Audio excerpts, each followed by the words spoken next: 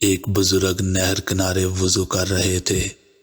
وہ کئی دنوں کے بھوکے تھے، تو کیا دیکھا کہ پانی کی سطح پر بہتا ہوا ایک سیب آیا، تو بھوک غالب ہوئی، اس کو پکڑا اور کھا لیا۔ جب کھا چکے تو خیال آیا کہ یہ تو میرا تھا ہی نہیں، اس کا مالک کوئی اور تھا، یہ میں نے کھا لیا ہے، اب اس کا مالک کیسے ملے؟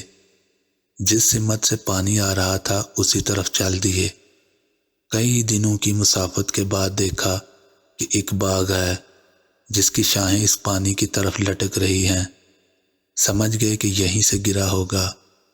وہ باغ کے اندر گئے اور مالک سے ملے، کہا کہ یوں میں نے ایک سیب کھا لیا جو اسی باغ کا تھا، تو میں معافی مانگنے آیا ہوں، اگر آپ معاف نہیں کرتے تو اس کی قیمت بتائیے۔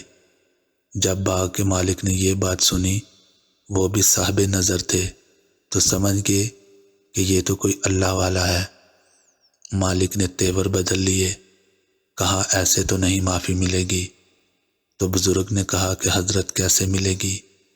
تو مالک نے کہا کہ 12 سال تک تمہیں میرے باغ کی گوڈی کرنا پڑے گی، ایک شرط اس کے علاوہ اور ہے۔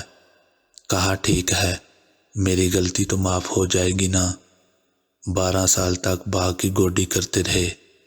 ایک دن صاحب باغ نے کہا کہ سیب توڑ کے لاؤ، مہمان آئے ہیں۔ وہ سیب توڑ کے لائے تو وہ کچے تھے۔ مالک نے کہا کہ سیبوں کے باغ میں رہتے ہوئے تمہیں 12 سال ہو گئے، تمہیں پتہ نہیں کہ کچے سیب اور پکے سیب کیسے ہوتے ہیں؟ تو کہا حضرت مجھ سے قسم لے لیجئے، 12 سال میں ایک دفعہ بھی نظر اٹھا کر سیبوں کی جانب نہیں دیکھا۔ ایک سیب کھایا تھا، میں تو اس کی سزا بھگت رہا ہوں، میں تو گوڈی کرتا ہوں، اوپر میں نے کبھی نظر نہیں اٹھائی۔ مالک نے سینے سے لگا لیا، کہا تمہاری ایک شرط تو پوری ہو گئی، دوسری شرط یہ ہے کہ میری ایک بیٹی ہے جو آنکھوں سے نابینا ہے، کانوں سے بہری ہے اور بول نہیں سکتی، اپاہج بھی ہے، چل بھی نہیں سکتی، اس سے تمہارا نکاح کرانا چاہوں گا، اگر تمہیں قبول ہے تو معافی ہو جائے گی۔ کہا ٹھیک ہے جی، قبول ہے، میرا گناہ معاف ہو جائے میں زندگی کاٹ لوں گا، کوئی بات نہیں۔ خیر نکاح ہو گیا۔ کہا کہ یہ کمرہ ہے، یہاں آپ کی زوجہ آپ کی منتظر ہے۔ جب وہاں گئے تو ایک خوبرو دوشیزہ منتظر تھی۔ وہ سیدھا پلٹے کہ میں غلطی سے کسی اور کے کمرے میں آ گیا ہوں۔ پلٹتے ہوئے دروازے کی چوکھٹ سے سر پٹک گیا، خون بہنے لگا۔ جب صحن میں پہنچے تو بزرگ نے کہا کیا ہوا؟ کہا کہ حضرت ایک غلطی کی سزا اتنی کاٹی، اب کہیں دوسری غلطی نہ ہو جائے، وہ تو کوئی اور ہے۔ حضرت بولے وہی ہے تمہاری زوجہ، تمہیں بتاؤں کہ وہ بہری کیوں ہے؟